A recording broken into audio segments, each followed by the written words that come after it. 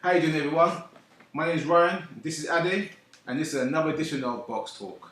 Today is a special moment for us. It's going to be our boxing memories. What got us into boxing? What were the first things that brought you the love of the sweet science? Where did that happen for you, Ade? Ooh, 1980s Iron Mike Tyson.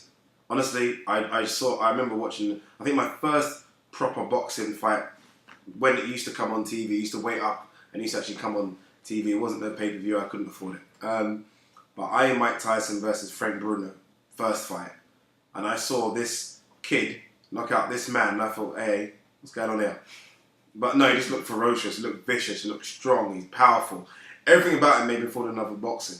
But I think that was such a young age. I was only 6 or 7 at the time. I think when I actually really understood boxing was definitely the middleweight era of the 90s over here. Ben, Watson, Eubank, obviously Collins coming later on, but that was my problem. My first love of boxing was probably Ben and Eubank. Yeah. Funny you mentioned Tyson. Mine's kind of with Tyson, but it's 50-50. What actually happened is my dad was a huge boxing fan, and he used to get up in the morning to watch the fights with him. He used to be on ITV, we were never live in the morning because TV used to end those times. There was no 24-hour TV. Like, you go at 11, 12 o'clock, it turns off. Yeah. So TV would start at 6 o'clock in the morning. I remember those. Yeah, I remember those. It would start at 6 o'clock in the morning. Jeez. So, my dad would wake us up for the fight maybe 8, 9 o'clock. So that's me, my 2 brothers, and my mum and dad. We used to watch the boxing first thing in the morning. And I can never remember what the first fights we watched, but I do remember watching Tyson fights. Yeah. But I just remember that every time the fights we always used to wake up in the morning. And one of my funniest memories is that we were all so much into the boxing. When you had the break for the commercials, everyone ran to the toilet. Yeah, because no one wanted to get up and miss. Sky Plus those days. Yeah. No one wanted to miss nothing. So you had a queue at the toilet, one toilet upstairs, one toilet. So everyone run to the toilet upstairs, one went to the toilet because no one wanted to miss 1 second of the fight. And that was early, mid-80s, because I went to my first boxing club in 87, and I was in love with boxing from that time. But what made you get hooked? I mean, we probably grew up in an era, obviously being in our 30s, we grew up in an era where it wasn't just boxing that was good. I remember NBA was massive, American football was massive, tennis was massive.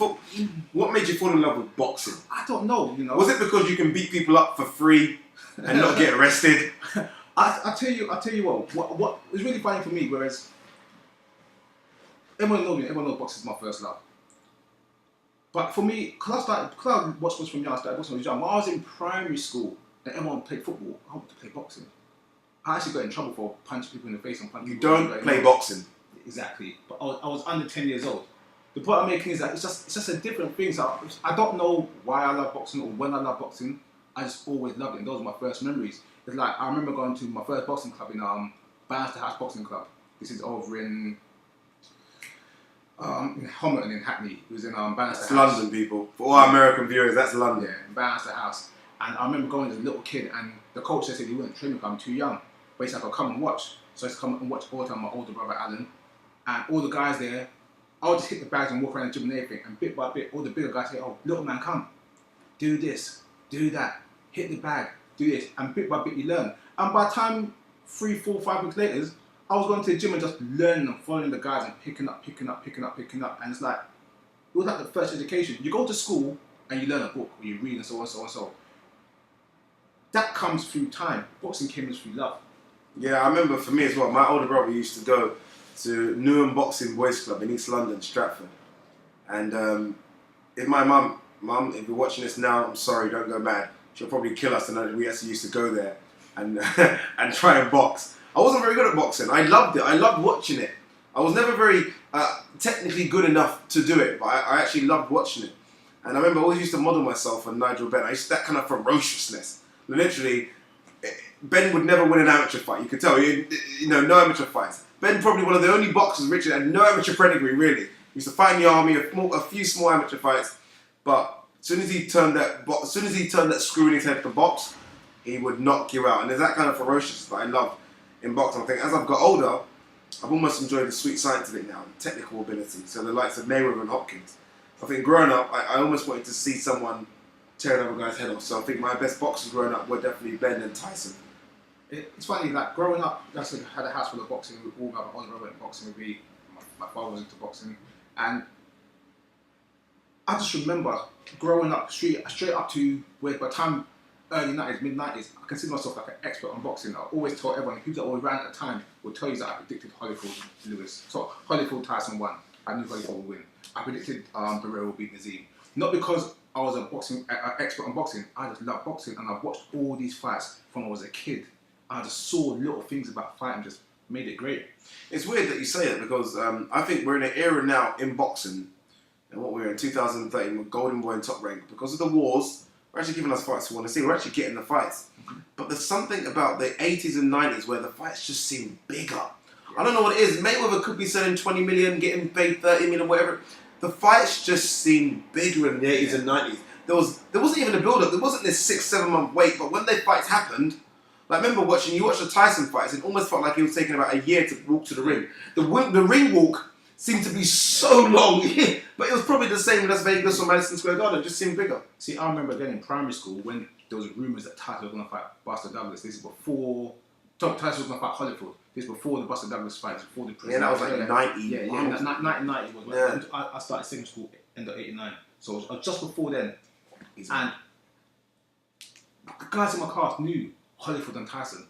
I think you find it very hard now to go find a bunch of 10-year-olds that know Matisse and Madonna. And you know, I just think it's just different. Like I said, boxing was a marquee sport. It was the #1 sport in the world, and it has lost something. Yeah, you almost wonder now if boxing, as big as we think it is now, you must wonder can it still appeal to non-boxing fans? Are there marquee fighters out there now that appeal to just boxing, fans, or do they appeal to sports fans in general? I think right now boxing's at a time where there are. You take Mayweather and Pacquiao out and you ask people to name 5 boxers, and I think they might struggle. Yeah. I don't think boxing's crossed over. I think people still talk about Tyson. You ask anyone, and they probably still think Tyson's fighting. Yeah, still think that's still the name. Yeah, you say which other one? Like, ain't it Tyson? Ain't it Lennox Lewis? These names are still the biggest names. Yeah. And these guys that retired over 10 years ago. Yeah.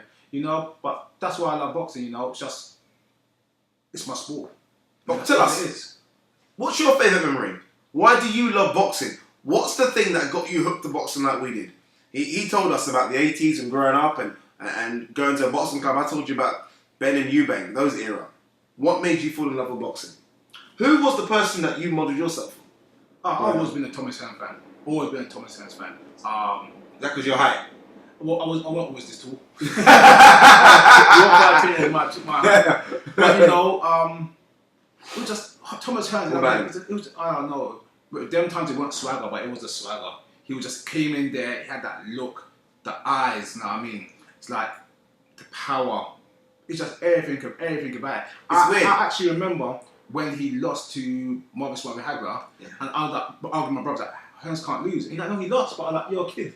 And you're arguing like, how could he lose? You couldn't understand how he could lose. It's strange because it's right when you said that, Thomas Hearns, and you almost think of images of boxing, and one of the images I have is just that Kronk. It's something. Yeah. I remember recently Jonathan Banks, when he thought Seth Mitchell came out of it.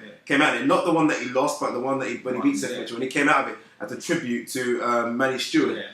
And there's something about that yellow. There's something iconic about that yellow, and on the complete opposite, when Tyson used to come with absolutely nothing. It's almost like Tyson's just come into war. He's not here to talk to you. He should just rip off the white shirt, kind of like Hulk Hogan, and just come into the ring, and you knew you were dead. You know, I want to just touch on one thing Ade said, you know, and to all you boxing fans out there, if you get the opportunity to meet a great trainer, a great fighter, or any of your icons, go for it. I remember a couple of years ago we had the chance to meet Manny Stewart when he done the expo over in central London, and we missed it. And we said, guess what, don't worry, we'll be back soon.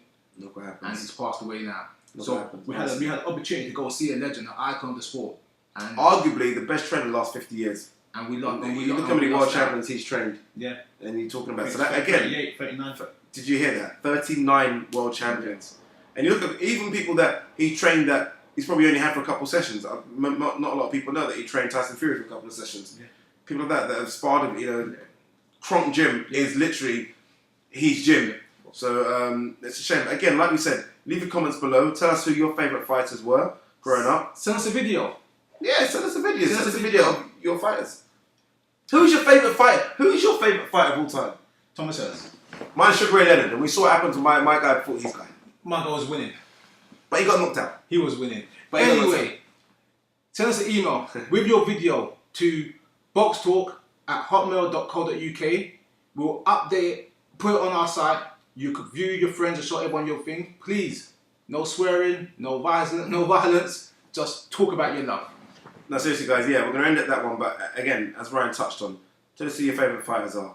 Tell us what made you fall in love with boxing. Who did you model yourself on? We've all done it in football. Who did you model yourself on boxing? Who did you want to be when you became a boxing fight fan? And who do you like now? Get the videos into us. Again, that's BoxTalk. We're out.